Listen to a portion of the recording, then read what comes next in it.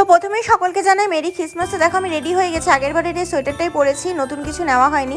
Pregnant অবস্থায় না বেশি সাজতে গুজতেও ভালো লাগে না, তাও সেজেছি। তো যাই হোক, তবে একটু ঘরের মধ্যে ফেরি লাইট জ্বালিয়েছিলাম আর মুখটা কালো করে বসেছিলাম। তীর্থ আসতে প্রচণ্ড লেট করছিল।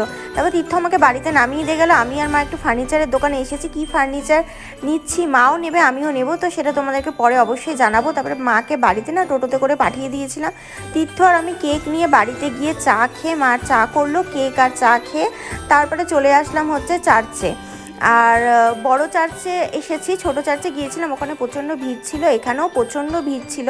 তো যাই হোক, কেকের ব্যাপারে তোমাদেরকে একটা কথা বলতে চাই, এই কেকগুলো না সারা বছর পাওয়া যায় না, মানে এই সময়টাই পাওয়া যায়, আমার দারুণ লাগে।